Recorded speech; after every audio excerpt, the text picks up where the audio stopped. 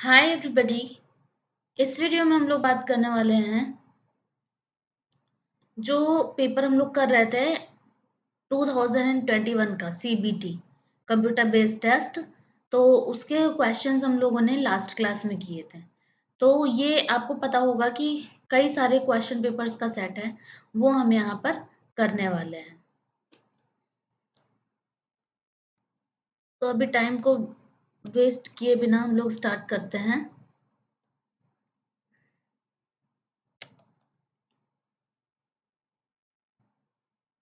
ये रहा। चलिए, ये रहा हमारा फर्स्ट क्वेश्चन। ठीक है, ये है हमारा फर्स्ट क्वेश्चन। निम्न में से प्राथमिक स्तर के पर्यावरण अध्ययन का क्या उद्देश्य है?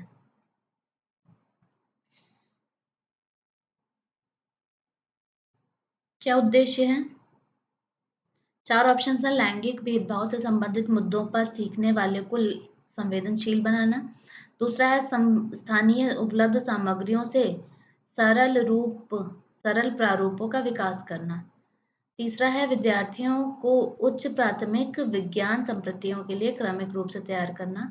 चौथा है विद्यार्थियों को उनके आस पड़ोस में उपलब्ध व्यावसायिक विकल्पों की ओर अभिमुख करना। तो which one is the right answer?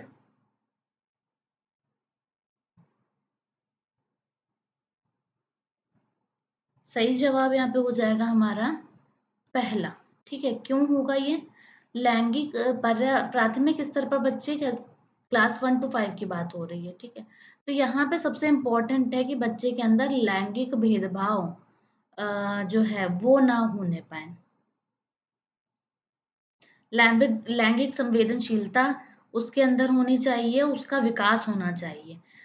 इसका मतलब क्या है कि वो जाने कि हाँ किससे कैसे बिहेव करना है और दोनों में बायस्ड ना होने पाए। ठीक है, तो ये सारी चीजें इसमें आ जाती हैं। चलिए ठीक है। ये अगर वो लैंगिक भेदभाव के प्रति अगर संवेदनशील बनता है तो उसमें और क्या-क्या विकास आएँगी और क्या-क्या चीज़ें आएँगी? वो अवधारणाओं को समझेगा लैंगिक भेदभाव की, इसके अलावा वो चिंतन करेगा अलग-अलग टॉपिक्स पे और अपनी अभिव्यक्ति देगा उन पे। तो उसके बौद्धिक स्तर में भी वृद्धि होगी इससे।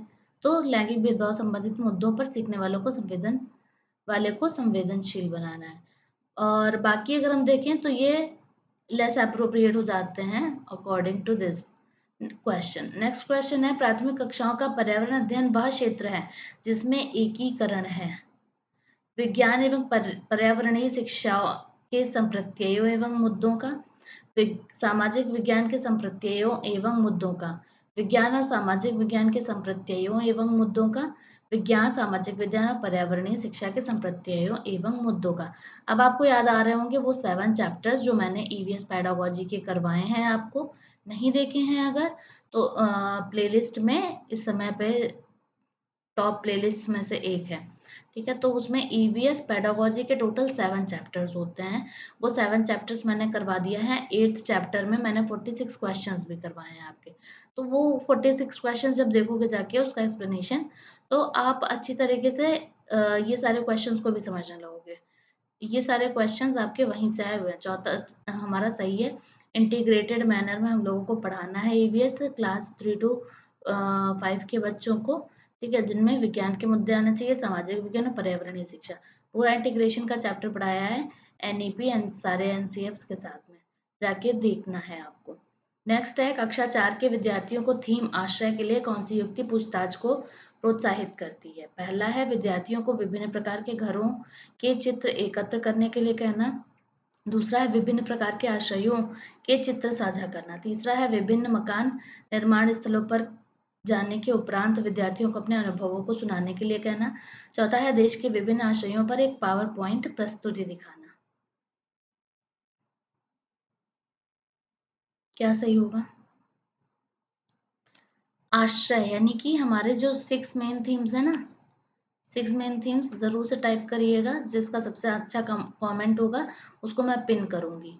ठीक है, अब 6 थीम्स जो लास्ट क्लास थी उसमें भी 6 थीम्स और सब थीम्स के बारे में मैंने बताया था, सारे सब थीम्स के बारे में, तो ये बहुत इंपॉर्टेंट क्वेश्चन आपका बन जाता है। आपने देखा कि एक ही पेपर में सेकंड क्वेश्चन पूछा गया है। तो आश्रय यानी कि जहाँ पे लोग रहते हैं, निवास जो शेल्टर की जगह है, के लिए कौन सी युक्ति पूछताछ को प्रोत्साहित करेगी?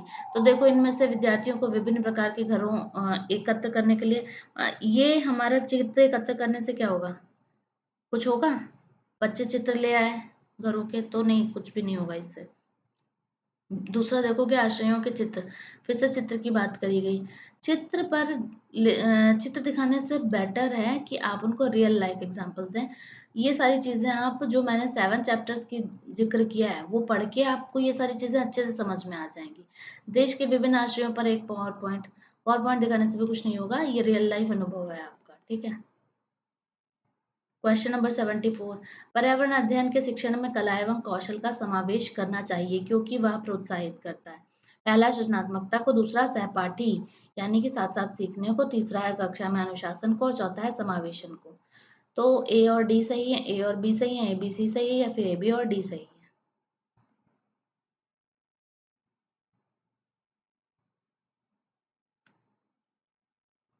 क्या बात हुई है यहाँ पे? कला और कौशल का समावेश करना चाहिए। कला और कौशल का समावेश अगर हम लोग क्लास में इन दोनों को लेके आते हैं, तो किस चीज़ को प्रोत्साहित करेगा? सृजनात्मकता को। बिल्कुल सही बात है भाई। स्किल्स एंड आर्ट्स की अगर बात करें तो वो सृजनात्मकता यानी क्रिएटिविटी को, डाइवर्जेंस को प्रोत्साहित करेगी। साथ साथ भी सीखेंगे, सारे बच्चे पार्टिसिपेट करेंगे। अनुशासन को, अनुशासन यहाँ पे एक नेगेटिव वे में प्रयुक्त हो गया। समावेशन भी होगा क्योंकि सारे बच्चे साथ में काम करेंगे, पार्टिसिपेटरी हो जाएगा ये। तो ए बी एंड डी यानी कि the fourth option will be the correct one. Question 75 पे आ जाते हैं। क्वेश्चन नंबर हमारा 75 है ये। अपनी कक्षा 4 के पर्यावरण अध्ययन के विद्यार्थियों के रचनात्मक आकलन के लिए उपर्युक्त कार्य का चुनाव कीजिए। रचनात्मक आकलन के लिए तैरने और डूबने के पाठ पर प्रश्न उत्तर लिखना, डूबने और तैरने की प्रक्रिया का अवलोकन करने के लिए क्रियाकलाप करना, तैरने और डूबने की परिभाषा की व्याख्या करना, जो वस्तुएं डूबती और तैरती हैं उनकी सूची याद करना। फिर से वही बात आ गई, अवलोकन करना और एक्टिविटी करना will always be better from other options, ठीक है? तो कंपैरिजन में परिभाषा की व्याख्या नेगेटिव हो गया, सूची याद करना, मेमोराइज यानी कि यहाँ पे रटंती विद्या को प्रमोट किया जा रहा है, नेगेटिव हो गया ये भी, ठीक। प्रश्न उत्तर लिखना, ये भी आ, आपके सोच को रोक दे रहा है एक जगह पे, है ना? तो कन्वर्जेंट थिंकिंग को प्रमोट कर रहा है पहला। सेकंड, डूबने और तैरने की प्रक्रिया का अवलोकन, मतलब आप देखोगे प्रक्रिया को और एक्टिविटी करोगे, तो खुद से करके देखना, खुद करना अ, हमेशा बेटर रहेगा, ठीक है? चाहे कोई भी आपका पेडागोजी का क्वेश्चन हो। नेक्स्ट है हमारा, ये देखिए, निम्नलिखित में का मिलान कीजिए, कॉलम 1 और कॉलम 2। क्या हो गया? एक सेकेंड। हाँ, कॉलम 1 और कॉलम 2, छोले भटूरे, नारियल करी के साथ उबला टैपियोका, सरसों के तेल में बनी पकी मछली, नारियल के तेल में बनी पकी मछली, ठीक है? ये आपने देखा। अब मिलान कर लो दिमाग में, कौन किससे मिलेगा? नारियल करी के साथ उबला टैपियोका, ये किसके साथ मिलेगा बताइए? आपको बताना है इसको। करी के साथ उबला टैपियोका केरला में जाएगा ना, ठीक है? फिर सरसों के तेल में बनी बनी मछली, अगर एनसीईआरटी समझ से बाहर है तुम्हारे, आप लोगों के, तो एनसीईआरटी में मैंने 15 वीडियो करवाए हैं, 20-20 मिनट्स के हैं वो वीडियोस, ठीक। वो क्लासेस देख लो, आपका पूरा एनसीईआरटी कवर हो जाएगा वहां से। सरसों के तेल में बनी मछली ये हो जाती है कश्मीर की, नारियल के तेल में पकी मछली गोवा, ठीक। तो ये 3 हमारे आ गए और इन्हीं से आपका आंसर निकल जाएगा। आंसर अभी हमारा दूसरे पेज पे है, इसलिए हम इसका ही आंसर देख लेते हैं, ठीक। अब उत्तराखंड का है छोले भटूरे के पंजाब का? पंजाब का छोले भटूरे पंजाब। तो अब देखो हमारा फर्स्ट मिला है डी से, है ना, पहले का डी, और दूसरे का हमारा बी ही है, तीसरे का डी है।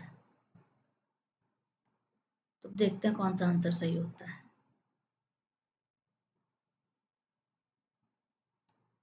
एक सेकंड, ये